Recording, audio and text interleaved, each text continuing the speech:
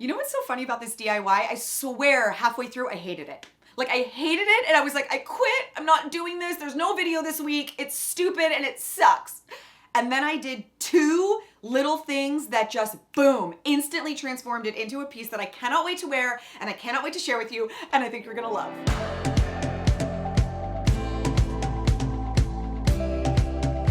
Welcome back to my channel. I'm really happy you're here today. This is gonna be a really fun and useful DIY for you. If this is your first video, my name is Orly. This is the DIY designer. I do really fun DIY fashion and home decor and personal style content. And really my whole thing is I hope to give you the tips and tricks and tools that you need to customize your wardrobe to speak your unique style language. Every piece that you own and every outfit you create should make you feel like your best self. It should really communicate who you are. And DIY is such an amazing way to do that because you can customize what you already own, or you can thrift really affordable pieces and give them a couple of tweaks here and there. So that's what this channel is all about. And today's video checks every one of those boxes. So it started off with this jacket. This was sort of the inspo jacket. And oddly enough, like, I kind of hate this jacket. So it wasn't a literal inspo, but what I loved about it was the lace pink sleeves and the army jacket combo. But I didn't like the shade of pink and I didn't like the shade of army and I didn't like the shape of the jacket. And that's the beauty of DIY. We get to make it our very own. This is something that you can do with anything with sleeves. You can create custom statement sleeves on absolutely anything. It is so fun and so beautiful and I cannot wait to share it with you. So let's get into it. BT dubs, while we're talking about pink, the new pink sugar rhinestone hoops in the petite and the magnum just hit rock knot. The color is so pretty and it somehow works with everything. If you guys are in need of some fun hoops that you can wear from summer, transition into fall, they're absolutely stunning. They are super, super lightweight. The color is just so gorgeous. So anyway, if you're in need, I will put the link down below for you guys to give it a shot.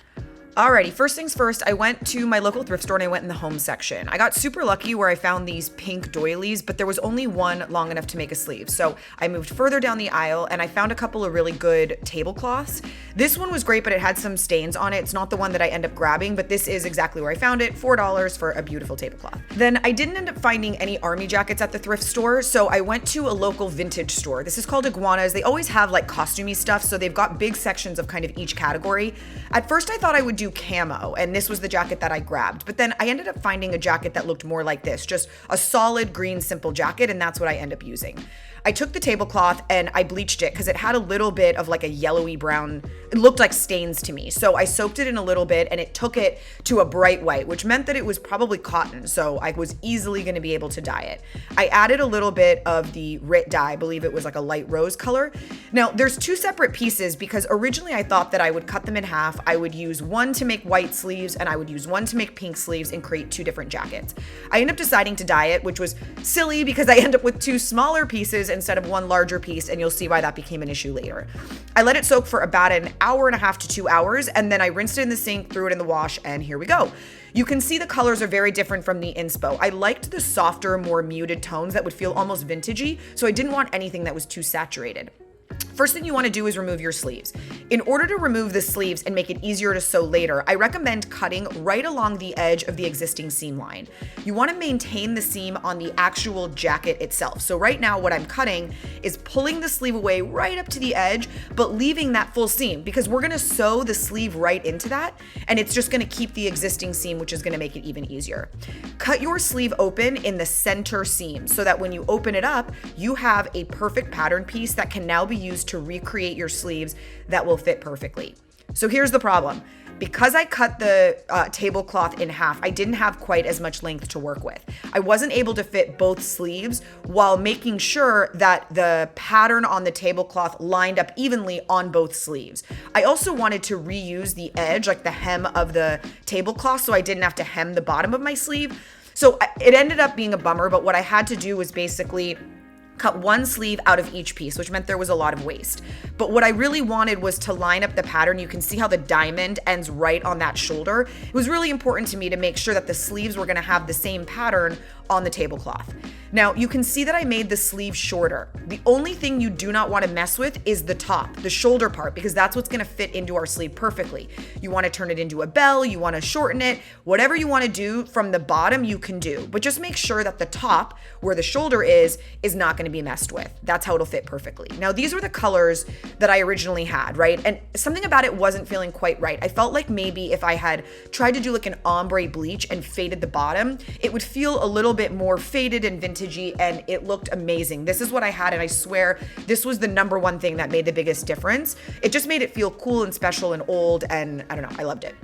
So first thing you want to do is fold your sleeves together and sew them closed. If your jacket side seam was open, then you wouldn't do this yet. You would do this at the end. But because the side seam to our jacket is closed, we want to make sure to close up our seam as well. I sewed one in to make sure it fit, and it fit perfectly, just like we hoped.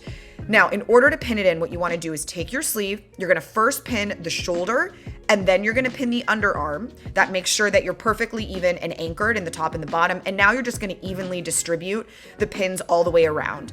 Because we cut this based off of our existing sleeve, it fits perfectly. It fits like a glove.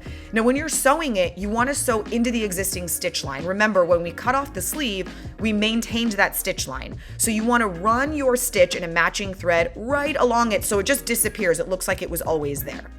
Now, I tried it on, and the next change that I made that really brought it home for me was cropping it. The length that it was at just didn't feel right. I made the sleeves a little shorter, and then it looked a little weird, so I ended up cropping it.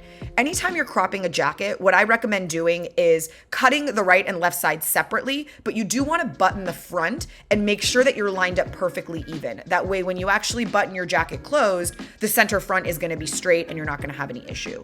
You also want to cut the fronts first and then line it up to make sure that it's even on the right and left seam. You can see that my right seam was slightly longer than my left. So literally I'm shaving off like, I don't know, a half an inch there to make sure that it's even. And now I can connect the two lines. I'm looking at where I'm going, cutting straight across, and it's gonna be perfectly even.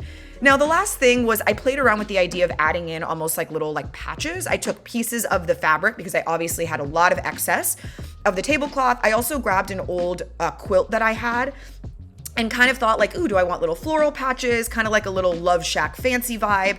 While it was super cute and I actually think that this is an awesome look, it's not very me. I just felt like it was a little, I don't know, not me. So I left that be.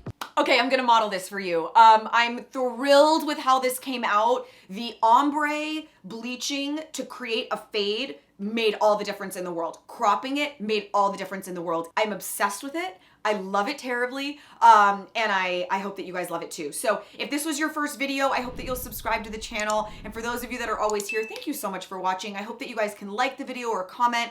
That's really how you can communicate to YouTube that this is a good channel with good content, with relevant content. All right, let's take a look at how these came out, and I will see you guys here for another DIY next week. I love you. Thank you for being here.